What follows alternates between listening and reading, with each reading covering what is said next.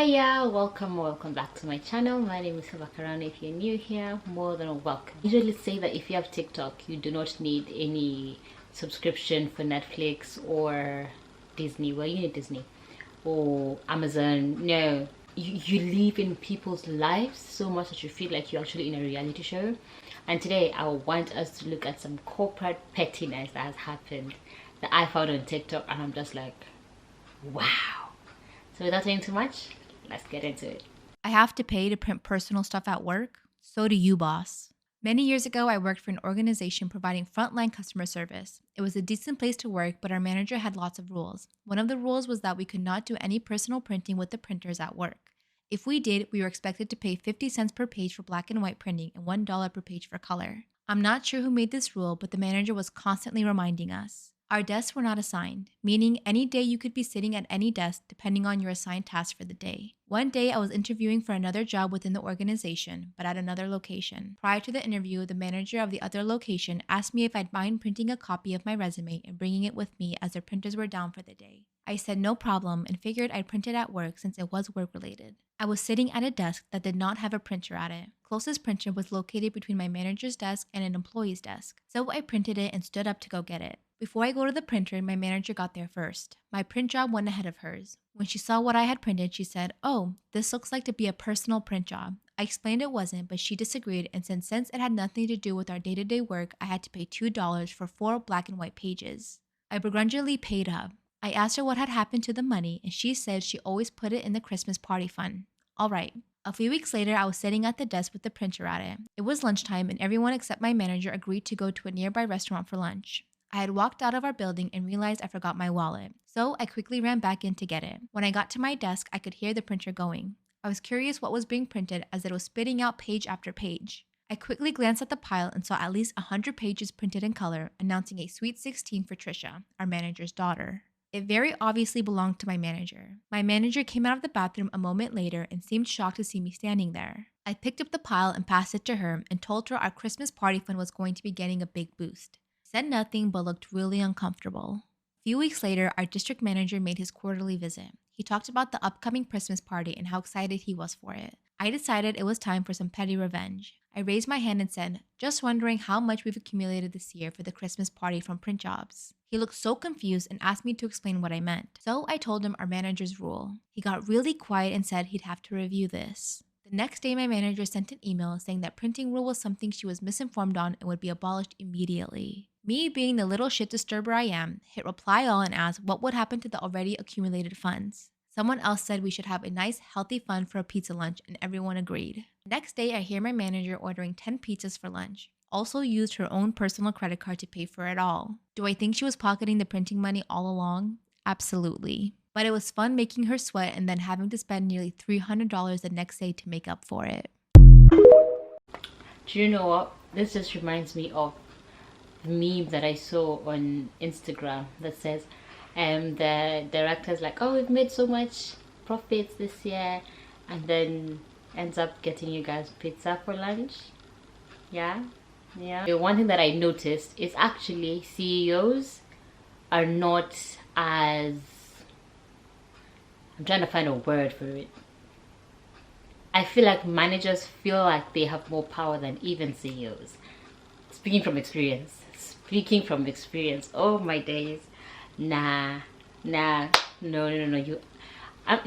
Speaking from experience, managers feel like they have more power than, honestly, than CEOs, than directors, managers, and supervisors. They do be feeling like they have all the power.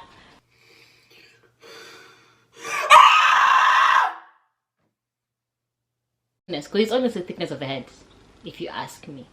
Because what were you doing with it, with the $2 that was being given out? What were you doing with the few cents that you were collecting from people?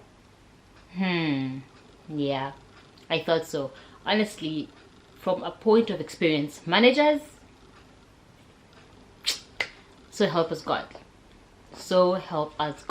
This is the pettiest corporate revenge story of all time. I was the lawyer for the woman who got fired for taking too many bathroom breaks. This woman had an overactive bladder and even had a note from her doctor to prove to her boss that that was the reason why she took so many bathroom breaks. But even that wasn't good enough for the boss, and one day when she wasn't at her desk, her boss waited for her to come back from the bathroom and fired her. Now she had to hire me as a lawyer because she went home and urinated into a giant jug, and then she drove back to her place of business, popped the boss's hood of their car, and then poured that jug into the washer fluid. She then sprinkled a bunch of birdseed on the windshield so that birds would fly over and use the restroom all over the windshield. When the boss got out of work that day, he noticed that his prized convertible had bird poop all over the windshield, and when he started the car, he turned on the washer fluid and urine was all over the place. My client was sentenced to 3 years in prison for assault with a biological weapon, but when I was visiting her last week, I asked her, "How do you feel?" And she said, "I would do it again." And I would. Because I don't understand. Like, this is the thing I'm saying about managers. Like, I remember there's a time I was working in hospitality and I wasn't feeling well. I was not feeling well, and like, if I was ever asked, can you do an extra shift, even my current work, like, I think my boss knows, like, if he needs anything done, he can always come to me and I'm gonna get it done. So he's like, oh, someone is not sick, it's your day off, could you fill in? I'd be okay with it. But I'm like, I'm not feeling too well, and I have a doctor's note. I have a 3-day doctor's note. And then this lady she had the nerve to ask, oh, so what am I supposed to do? Babes, I don't know what you're supposed to do. You're the manager, no? And also, what value am I supposed to give when I'm there and I'm not feeling well?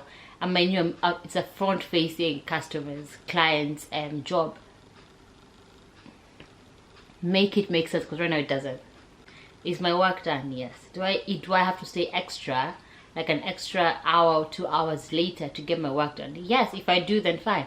As long as my work is done and I'm not slacking with my work, I don't see why using the toilet is a problem. Because I feel like this is definitely a thing. Definitely a thing, especially in the corporate world. The toilet is a thing. Like, you're counted for how many times do you go to the toilet. It's like you're being called by HR. Hi, we noticed that you do a lot of bathroom breaks. So what am I supposed to do? What am I supposed to do? Whether I have a problem with my bladder and a doctor's note or not, what am I supposed to do? Is my work done? Yes. So what's the problem here? Next, before I'm starting to get triggered. I am starting to get triggered. Next. Why does it feel like the HR department feels like they're above the law? I was just a lawyer for a girl who stole the boyfriend of the director of HR at a large tech company up in the Bay Area. When the director found out about this, she went out into the parking lot and slashed the girl's tires. She went back to her desk and deleted all the security footage that captured her going outside and doing this heinous act. All of a sudden, my client's got 4 flat tires when she's trying to drive home after work, so she gets out and she tells security, who says they'll go tell HR, and HR's like, okay, we'll look into it. And HR says, oh, we did an investigation, we checked out everything. It doesn't look like anything happened. Maybe your tires just ran out of air like they're David Blaine underwater for the last 9 minutes. Now, my client's pretty upset, so I fully understand when she, as a software engineer, hacked into the HR database to get everybody's salary at the company. Once she had everybody's salary, she dumped the guy she was with so that she could get with a guy who makes twice as much as him so that she could afford me as her lawyer to go after the company for this tire carnage, which kind of backfired because the company countersued her for invasion of privacy for looking at everybody's salaries. Now she's serving 2 years in prison, but I already promised her that on her release date, I will book a trip for her to go spend a couple weeks in Turks and Caicos to make this all better. Do you sometimes think some being in prison is better than some employment?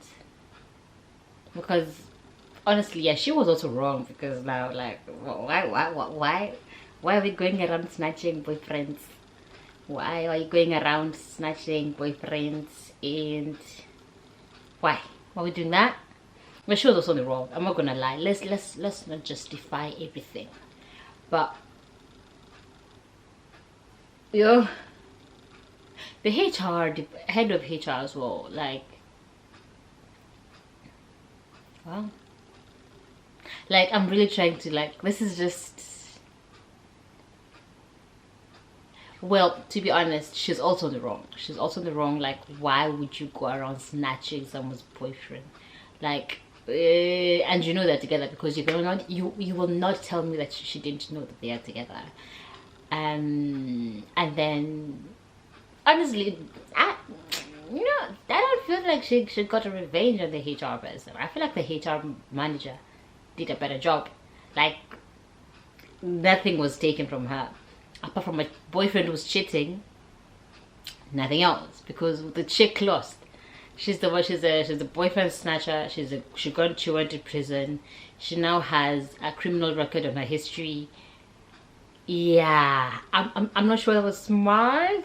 Like, can we be smart with our tactics? Like, when we do some things, can we think about it? Because I don't think she thought this through.